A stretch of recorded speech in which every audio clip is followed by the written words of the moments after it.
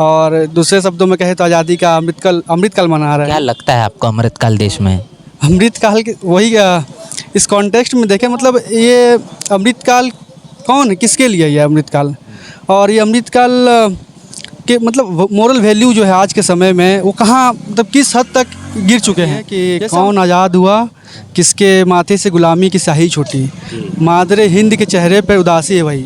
साथियों जय भीम।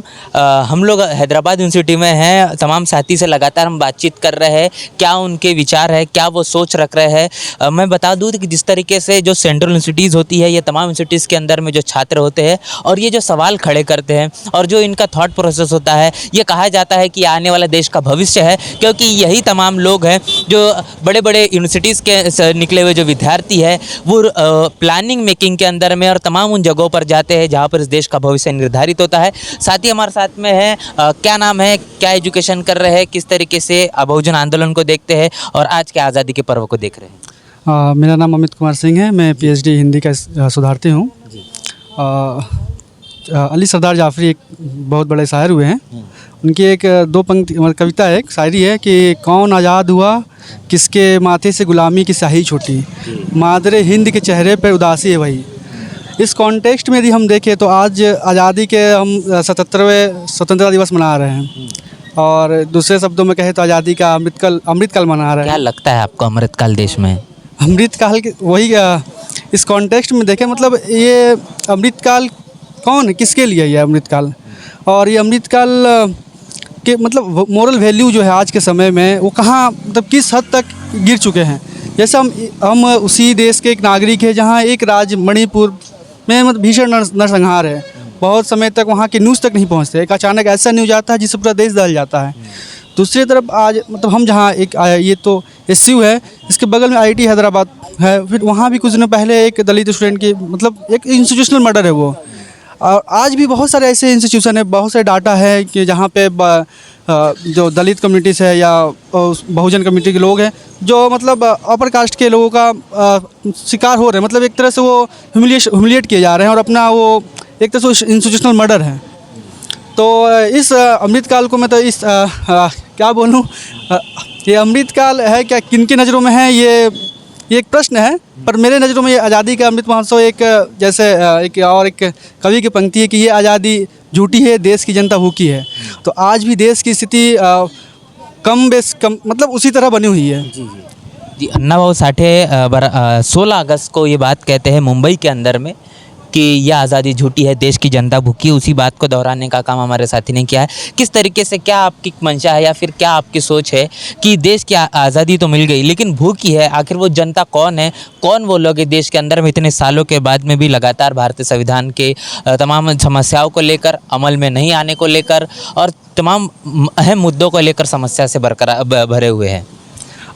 देखिए, जैसा कि मतलब हम लोग जहाँ मतलब देख रहे हैं कि आज़ादी का स्वतंत्रता दिवस मना रहे हैं, और आप यदि लिस्ट उठाए हमारे प्रधानमंत्रियों की तो उसमें आपको एक भी मतलब ऐसा नहीं मिलेगा जो लोअर या दलित वर्ग से कोई हमारा प्रतिनिधित्व कर रहा है। कहीं ना कहीं ये एक समस्या तो बरकरार है, और आज भी ये आप मतलब ये तो बाबा साहेब का ये एक देन एक तरह से कहेंगे कि उन्होंने संविधान ऐसा लिखा कि जिसमें उनको मतलब झुकना पड़ता है, कहीं ना कहीं वो मजबूरी बस। पर यदि वो नहीं होता तो आज कहीं ना कहीं मतलब स्थिति तो उसी तरह थी या उससे बदतर होती। जी, जिस तरीके से हम बाबा साहब को पढ़ते हैं, पेरियार को पढ़ते हैं, तमाम बहुजन महापुरुषों को पढ़ते हैं और ये कहते हैं कि आने वाली जो 21वीं सदी है ये बहुजनों की है, लेकिन ऐसे में देश के अंदर में जो सांप्रदायिक माहौल है, अनेकों तरीके से जो दंगे भड़काने वाला काम चलता है, क्या लगता है ऐसे में संविधान टिक पाएगा या तमाम बहुजन महापुरुष की जो विरासत है वो टिक पाएगी? ये तो एक देश में ये विकट समस्या है कि आज जो सांप्रदायिक दंगे जिस तरह से फैल रहे हैं, पर ये हमारे शिक्षित वर्ग की एक मतलब मुख्य समस्या है। हमें ये समझना होगा कि उनकी जो हिस्सेदारी है, जैसा कि कांसी राम कहते हैं कि जिनकी जितनी हिस्सेदारी उनकी उतनी भागीदारी, जिनकी जितनी हिस्सेदारी उतनी, ऐसा कुछ है। उन्होंने कहा है, तो हमारा देश भी मतलब उनकी संख्या देखे जो अपर कास्ट है बहुत कम है, लेकिन राज वही कर रहे हैं। हम बहुसंख्यक है, ये हमें समझना होगा कि हम बहुसंख्यक है और हमारे अनुसार ही ये देश चल रहा है। तो ये हम बहुसंख्यकों का दायित्व है कि इस सांप्रदायिक माहौल के दौर में भी हम अपने मोरल वैल्यूज़ को समझें और अपने जो तमाम मित्र हैं उनके साथ मतलब हम यदि शिक्षित हैं तो ऐसा उनके साथ एक ऐसा मतलब माहौल तैयार करें कि सांप्रदायिक दंगे ना हो। जैसे कि अभी यूनिवर्सिटीज़ के हम अंदर में खड़े हैं, यहाँ पर रिजर्वेशन को लेकर एक विरोधाभास बहुत बड़े पैमाने पर देखने को मिलता है।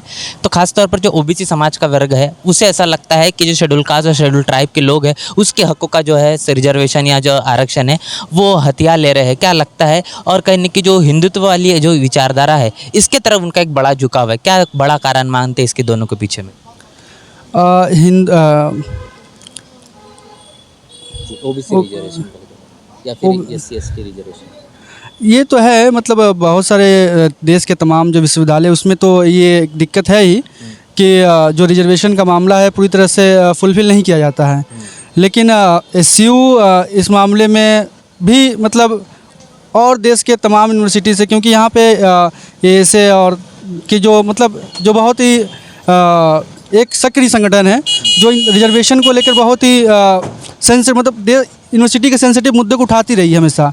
जैसा कि पिछले वर्ष जो 2022-23 के एडमिशन हुए थे उसमें ऐसे नहीं एक आरटीआई जारी कर उस समय क्या मतलब डिपार्टमेंट से ये जो इंटरव्यू और एडमिशन के लिस्ट मांगे थे उसमें उन्होंने एक 7 पेजेस रिपोर्ट बनाए थे।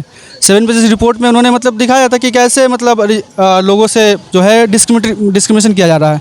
जहाँ एक कोई है हाईएस्ट मार्क्स पा रहा है किसी टॉपिक में उसी को वहाँ इंटरव्यू में उसको 0, 1, 2 ऐसे दिया जा रहा है।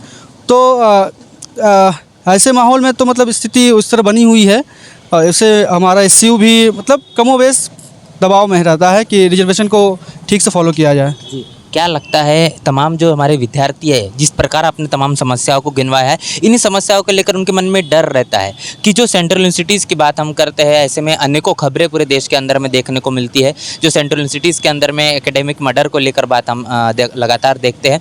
तो जो बहुजन समाज का जो विद्यार्थी है वो उसे ऐसा लगता है कि उसको स्टेट यूनिवर्सिटीज़ के अंदर में ही पढ़ लेना चाहिए या फिर तमाम ऐसे बड़े एम है जो बड़ा ख्याल है वो नहीं रखना चाहिए। ऐसे हमारे जो तमाम विद्यार्थी उनको क्या बताएंगे? उनको मैं यही कहना चाहूँगा कि वो स्टेट यूनिवर्सिटी हो या सेंट्रल यूनिवर्सिटी हो, स्थिति दोनों जगह समान है। स्टेट में हो सकता है वो इस चीज़ जो है और ज़्यादा रूप में हो क्योंकि वहाँ भी वही लोग बैठे हुए हैं और यहाँ भी वही लोग हैं। लेकिन सेंट्रल यूनिवर्सिटी में आने का उनका एक ऑरा बढ़ता है, एक माहौल अलग मिलता है। यहाँ पे तमाम तरह के संगठन हैं, संगठन से जुड़े हुए लोग हैं, एक अलग तरह का माहौल है जो उनको एक बेहतर एकेडमिक की ओर मतलब अग्रसर करेगा। तो ऐसे लोगों के लिए मुझे कहना है कि वो हताश ना हो। है संगठन है, स्टूडेंट ऑर्गेनाइजेशन जो है वो काम कर रही है, ठीक है, और तमाम मुद्दों को लगातार उठा रहे हैं। तो ऐसे लोगों के लिए मेरा यही है कि वो हताश ना हो। जी, तो जिस प्रकार साथी ने हमको बताया है कि चाहे कुछ भी हो जाए लेकिन संघर्ष से निकला हुआ हमारा बहुजन समाज है और बहुजन महापुरुषों का जो इतिहास हम देखते हैं वहाँ पर भी देखते हैं कि समस्याओं का अंबार था, लेकिन तमाम समस्याओं को दरकिनार कर बहुजन समाज के तमाम महापुरुषों ने हमारे लिए जो शिक्षा और तमाम जो ऐसे अहम अधिकार दिला पाए जिसके बदौलत आज बहुजन समाज अपनी जो स्थिति है वो थोड़ी बहुत ठीक कर पाया है। इसीलिए किसी भी हद तक के कमज़ोर नहीं होना है, हताश नहीं होना है और बहुजन समाज के इस पूरे आंदोलन को मंजिल मुकाम तक पहुँचाने के लिए आपको शिक्षा ग्रहण करना पड़ेगा, सेंट्रल यूनिवर्सिटीज़ के अंदर में आना पड़ेगा और अपने विकास को, अपने बुद्धि को इस तरीके से शार्प करना पड़ेगा, इस तरीके से तेज करना पड़ेगा कि आप किसी भी इलाके में, किसी भी विभाग में कमतर ना हो। पूरे मसले को लेकर क्या आपकी राय प्रतिक्रिया है? जिस प्रकार हमारे साथी ने जो जवाब दी इसको लेकर आप क्या सोचते हैं उसे भी हमें लिखकर जरूर बताएं। बने रहे नेशनल चौपाल के साथ, मिलते नए वीडियो में, तब तक के लिए जय भीम, जय भारत। बहुजन विचारधारा को घर घर तक पहुंचाने के लिए हमारे YouTube चैनल को सब्सक्राइब करें, लाइक करें, कमेंट करें, शेयर करें और बेल आइकन की घंटी दबाना ना भूलें।